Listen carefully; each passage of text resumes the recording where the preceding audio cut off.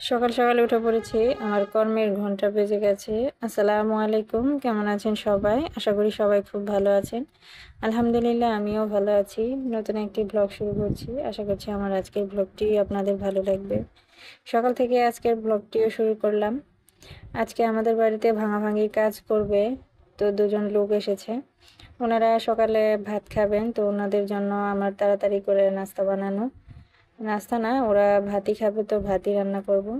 যেহেতু ওনারা দুই বেলা খাবে, সকালে খাবে আর দুপুরে খাবে, তো সকালের খাবার হিসেবে আজকে ভর্তাই রাখলাম। তো আমি আলু আর বেগুনটাকে প্রেসার কুকারে সিদ্ধ বসিয়ে দিলাম, আর এদিকে পটলটাকে আমি চেয়েছে সিদ্ধ করেছি অল্প পরিমাণে লবণ আর হলুদ দিয়ে, অল্প পানি দিয়ে। পানিটাকে একেবারে শুকিয়ে নিয়েছি। এবার পটলটা ঠান্ডা হয়ে গেলে আমি ব্লেন্ড করে নিব। এরপরে কিছু শুকনো মরিচ ভেজে নিলাম। আর এদিকে কড়াইয়ে একটু সরষের তেল দিয়ে কয়েকটা রসুন আর কিছু পেঁয়াজ কুচি দিয়ে একটু ভেজে নিলাম লাল লাল করে। এটা দিয়ে আমি পটল ভর্তা করব। এখন এটা ঠান্ডা হয়ে গেলে পাটায় আমি বেটে নিব। আর এদিকে কড়াইয়ে আবারও তেল দিয়ে সরষের তেল দিয়ে দিলাম, দিয়ে আমি যে পটলটা ব্লেন্ড করেছিলাম ওই ব্লেন্ড করা পটলটা দিয়ে দিলাম। পটলটা দিয়ে এখন এটাকে তেলের সাথে মিশিয়ে পটলের ভেতরে যে পানিটা আছে এটা একেবারে শুকিয়ে নিব। যতটা সম্ভব পারা যায় ততটাই আমি কষিয়ে নিব, পানিটা শুকিয়ে নিব। তো এরপর আমি পটল ভর্তার জন্য মরিচটাকে আমি মাখিয়ে নিব। কিছু মরিচ দিয়ে অল্প পরিমাণে লবণ দিয়ে বেটে রাখা সেই পেঁয়াজ আর রসুনটা দিয়ে ভালো করে মিশিয়ে আরও একটু কাঁচা সরিষার তেল দিয়ে মাখিয়ে নিব। এরপরে আমি এটাকে পটলের মধ্যে দিয়ে দিলাম, দিয়ে আবারও কিছুক্ষণ নাড়িয়ে এটাকে মিডিয়াম আছে আরও একটু কষিয়ে নিলাম। পানিটা ভালো করে শুকিয়ে নিলাম।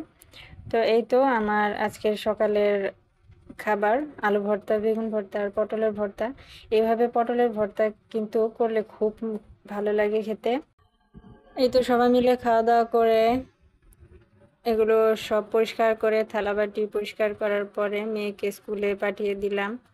এরপরে চলে আসলাম দুপুরে রান্না বান্না করার জন্য। দুপুরে আজকে আলু দিয়ে ডিম রান্না করব আর মুসুরের ডাল রান্না করব।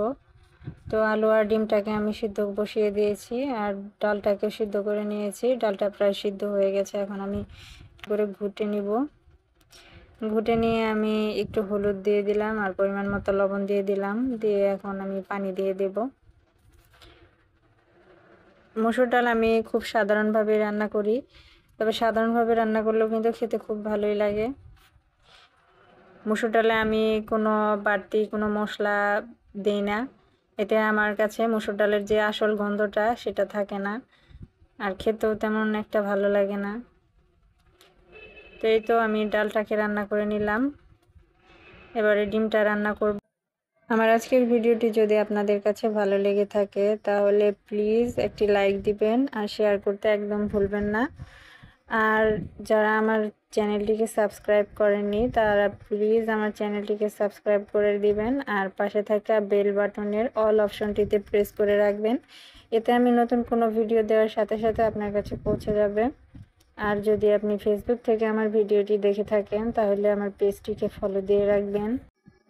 কথা বলতে বলতে এদিকে আমি ডিম রান্নার জন্য ডিমটাকে তেলের মধ্যে ভেজে নিয়েছি, এরপর মশলাটাকেও কষিয়ে নিলাম ভালো করে।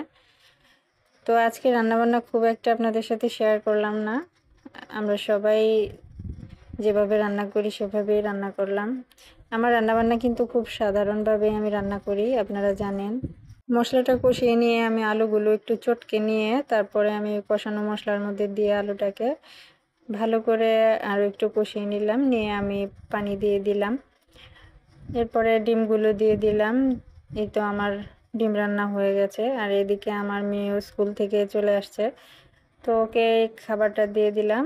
ওর সাথে আমার ছোট মেয়েও খাবে, তো দুজনের জন্য একসাথেই নিলাম, দুজনকেই খাইয়ে দিতে হবে। একজন ডিমের কুসুম খাবে আর একজন তো খাবে ডিমের সাদা অংশ। এই ছিল আমার আজকের ব্যস্ত দিনের সহজ রান্নাবান্না। তো আজকের মতো ভিডিওটি এখানেই শেষ করলাম। সবাই ভালো থাকবেন, সুস্থ থাকবেন। আল্লাহ হাফেজ, আসসালামু আলাইকুম।